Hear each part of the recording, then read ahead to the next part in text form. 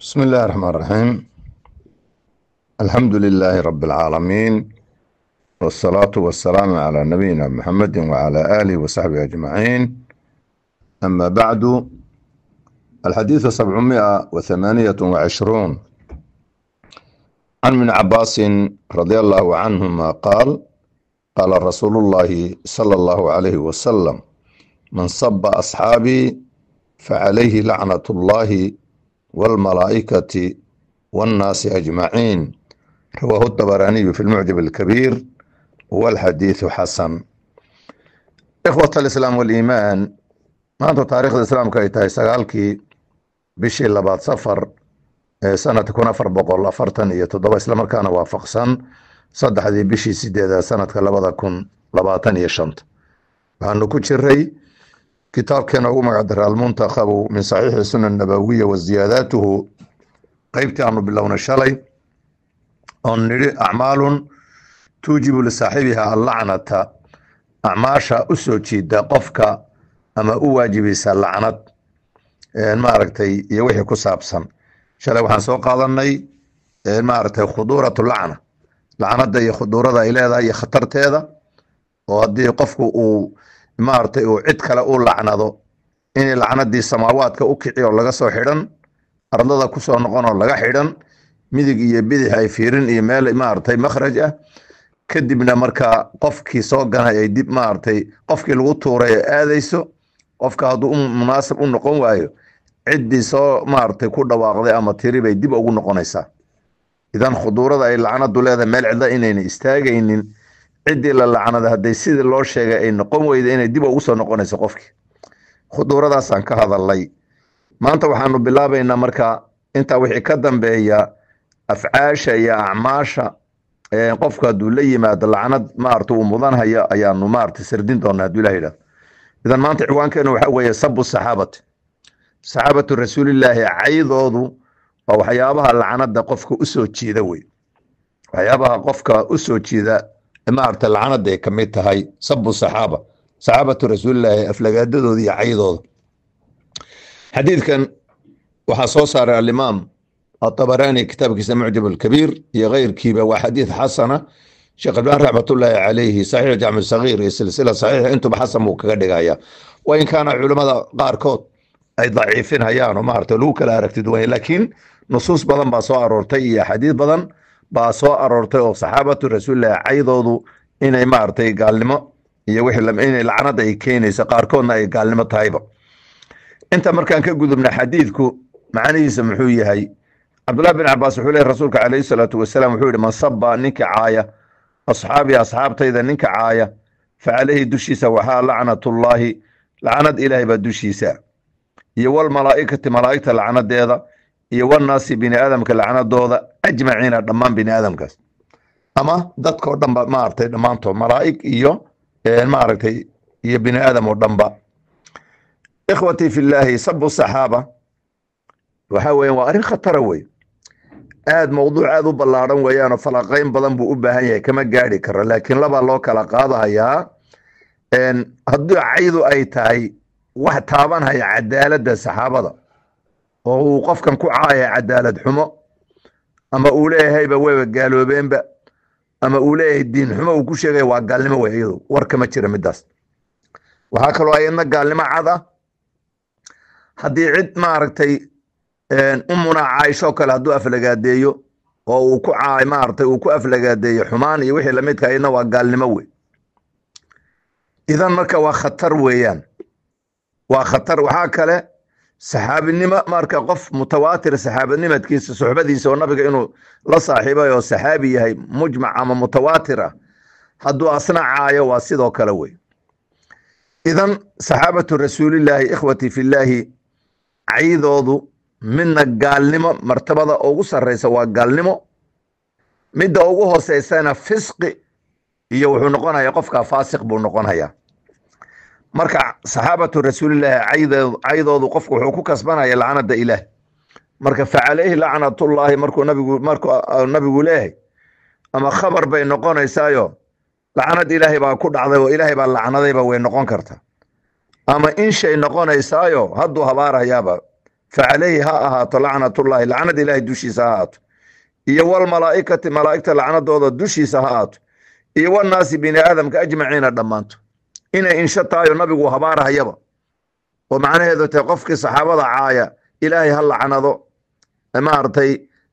ملائكة هل لعنة بني آدم كهل لعنة أما إنه خبر يهيو قفك صحابة لعنة لعنة إلهي بابا كل عضي إيه ملائكة إيه بني آدم كهل دنبا علماء waxay dhaheen hada malaa'ikta iyo bini aadamku waa ducawi waa habaar way oo lacna maartay lacnatullaahi calayhi bay dhahayaan sidoo kale naas baa la yidhi bini aadamkana muslim iyo gaalba way u kala baxaan maxaa lagu fasiri markaa ta gaaladu miyay lacnadahayaan qolo laba qowl baa ku jira qolo waxay dhaheen aakhira weeyaan lacnada oo gaal iyo muslim ba aakhira way lacnadahayaan cidda saxaabatu rasuulillahi cayda maxaa yeelay ilaahay quraankiisa wuxuu ku sheegay inuu dhahayo gaalada ama maarta wixii ahlu naarta geliya jinni iyo insi wuxuu dhan kullama dakhalat maartay midkood markay gasho la'anatu ukhra marka maarta la'anatu ukhtaha tii kale la'anadaysa ayaga is la'anadii marka in aakhirada lagu fasiro la dhaho waa aakhira weeyaan oo bini aadamka oo muslim iyo gaalba way la'anadayaan iyo malaa'ikta iyo ilaahay intuba maarta way la'anadayaan إني أدونك إني ما أرتي خاص لقد يقول يا الناس كم حلوت شيء مؤمنين دتك إلو إيمان كويان قفك صحابة الرسول اللعنضة ما أرتي محمد عاية الدنيا آخرة ويلعنضها يانوي ودتك مؤمنين تلبضوا انتم والله ليه كرا الإمام ابن جرير رحمه الله تعالى أما القرآن كأن ما لبضا وحكسوا أروري ما أرتي اللعنضة ما أرتي الله سبحانه وتعالى مركو كهذا وحوليه إن الذين كفروا وماتوا وهم كفار أولئك عليهم لعنة الله والملائكة والناس أجمعين خالدين فيها لا يخفف عنهم العذاب ولا هم ينظرون يقول الله سبحانه وتعالى وليه كوا قالوا بي قال لمتك كل انتي أيوه قالا انتي وحادوش وضع لعنة إلهي يا ملائكة يا بني آدم كدمانتو لعنة دو دي بادوش وضع أحد إذا واقفك قال لما كل انتي كنا بروفير ساسنا قفك الصحابة عايين محل يلي لعنة إلهي يا ملائكة لعنة دوضة يا بني آدم كا يدوش وضع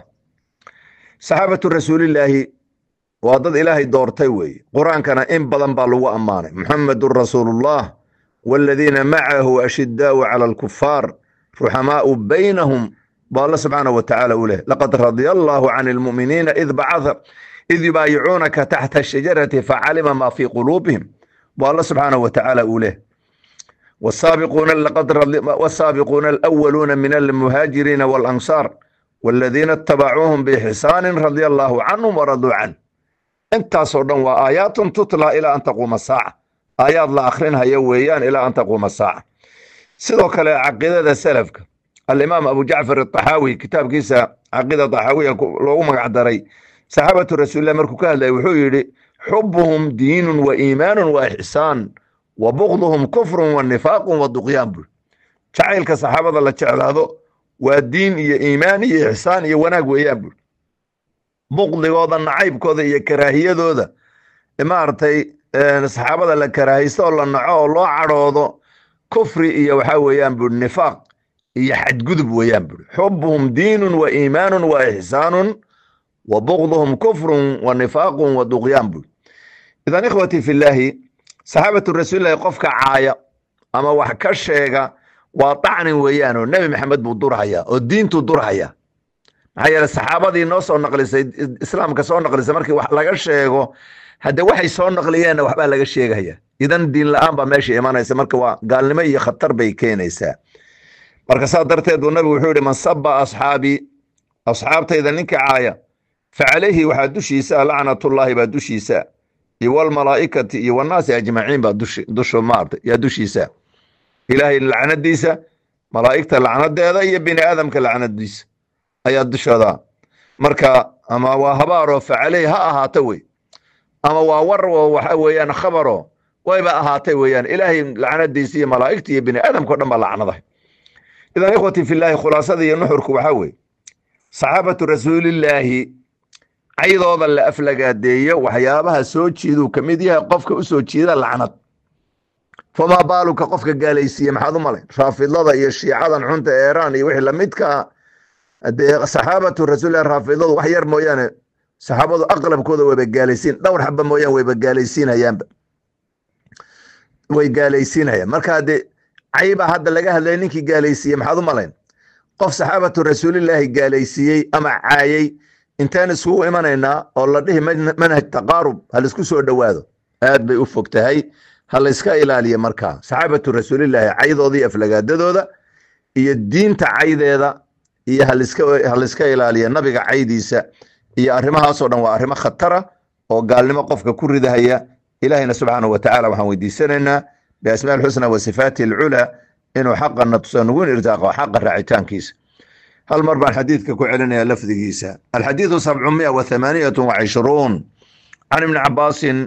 رضي الله عنهما قال قال رسول الله صلى الله عليه وسلم من سب أصحابي فعليه لعنة الله والملائكة والناس أجمعين رواه الطبراني في المعجم الكبير والحديث حسن هذا وصلى الله على نبينا محمد وعلى آله وصحبه أجمعين والسلام عليكم ورحمة الله وبركاته.